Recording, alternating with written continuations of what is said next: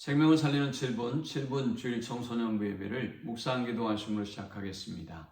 살아계신 하나님, 오늘도 사랑하는 주의 자녀들을 주님의 전으로 부르시고 예배케 하심을 감사합니다. 하나님이 기뻐하는 오늘 우리의 모든 예배가 하나님이 기뻐 받으시는 예배가 되게 하시고 하나님의 손에 우리의 모든 삶을 맡겨드림으로 하나님이 인도하시고 형통케 하시는 복을 누리도록 인도해 주옵소서. 예수님의 이름으로 기도합니다. 아멘. 찬송 305장 드리겠습니다. 나 같은 죄인 살리신 주 은혜 놀라워 잃었던 생명 찾았고 광명을 얻었네. 큰 죄악에서 건지신 주 은혜 고마워. 나 처음 믿은 그 시간 귀하고 귀하다. 이제껏 내가 산 것도 주님의 은혜라. 또 나를 장차 본향에 인도해 주시리. 거기서 우리 영원히 주님의 은혜로 해처럼 밝게 살면서 주 찬양하리라.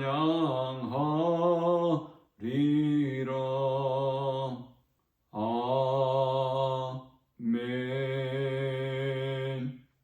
오늘 시간에 주시는 살아계신 하나님의 말씀은 구약성경 사무엘하 24장 1절에서 5절의 말씀입니다. 여호와께서 다시 이스라엘을 향하여 진노하사 그들을 치시려고 다윗을 격동시키사 가서 이스라엘과 유다의 인구를 조사하라 하신지라. 이에 왕이 그 곁에 있는 군사령관 요압에게 이르되 너는 이스라엘 모든 지파 가운데로 다니며 이제 단에서부터 브엘세바까지 인구를 조사하여 백성의 수를 내게 보고하라 하니 요압이 왕께 아뢰되 이 백성이 얼마든지 왕의 하나님 여호와께서 100배나 더하게 하사 내 주 왕의 눈으로 보게 하시기를 원하나이다. 그런데 내 주 왕은 어찌하여 이런 일을 기뻐하시나이까 하되 왕의 명령이 요압과 군대 사령관들을 재촉한지라. 요압과 사령관들이 이스라엘 인구를 조사하려고 왕 앞에서 물러나 요단을 건너 각 골짜기 가운데 성읍 아로의 오른쪽 곧 야센 맞은 쪽에 이르러 장막을 치고 아멘. 압살롬의 반란을 제압하고 다시 이스라엘은 평안을 회복하기 시작했습니다. 하나님께서 이렇게 큰 은혜와 평안과 안정을 주셨음에도 불구하고 한데 다윗은 더 큰 죄를 하나님 앞에 범하고 맙니다. 다윗은 하나님이 가장 싫어하는 인구조사를 했고 그로 인하여 전염병이 창궐하고 이스라엘은 7만 명이나 죽는 큰 고통을 경험하게 되었습니다. 우리는 이 사건을 통해서 4가지의 영적 교훈을 묵상하고 함께 은혜를 나누려고 합니다. 이 본문이 주는 첫 번째 영적 교훈은 교만을 경계하고 늘 깨어 있어야 한다라는 것입니다.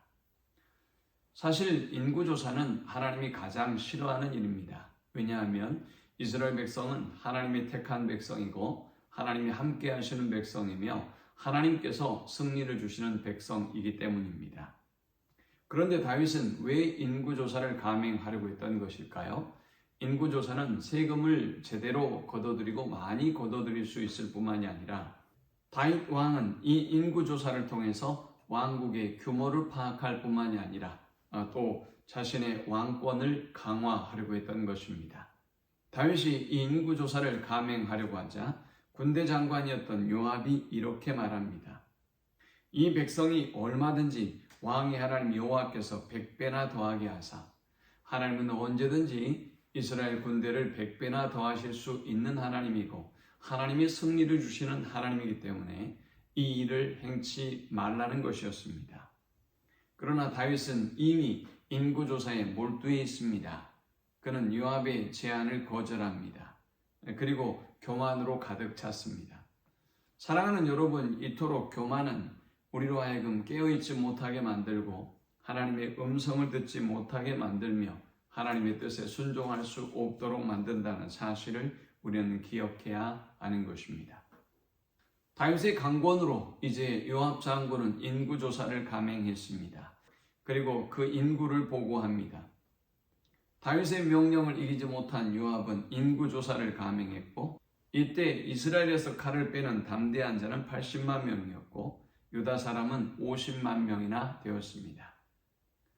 이 보고를 요압으로부터 전해 들은 다윗은 곧 죄를 깨닫고 회개합니다. 우리가 이 본문을 통해 얻을 수 있는 두 번째 영적 교훈은 죄를 깨닫고 속히 하나님께로 돌이켜야 한다라는 것입니다.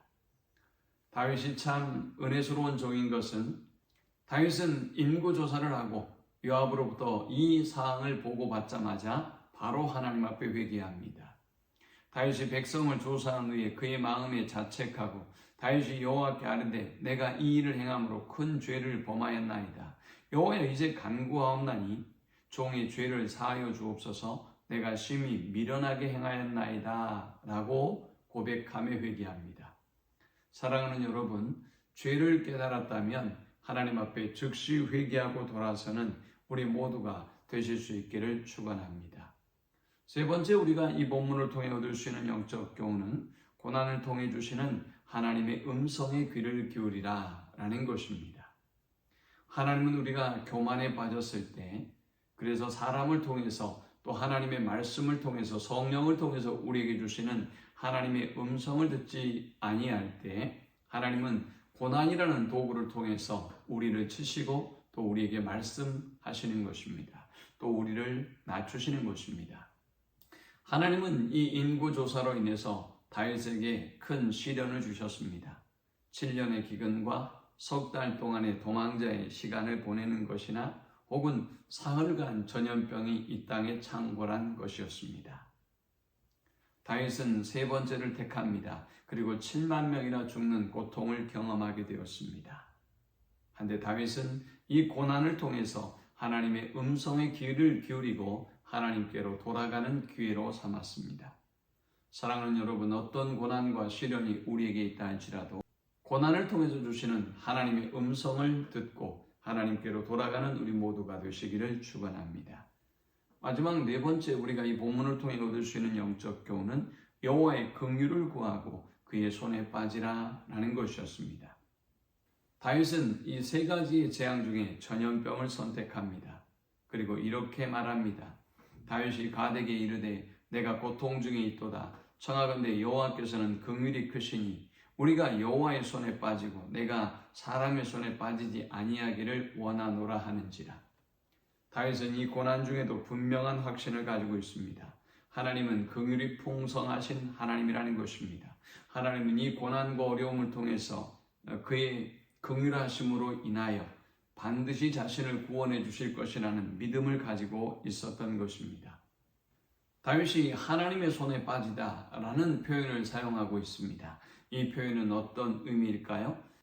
다윗은 오늘 본문에서 여호와의 손에 빠지기를 원한다라고 고백합니다. 이것은 그의 희망을 사람에게 두는 것이 아니라 하나님의 긍휼에 두겠다라는 것입니다.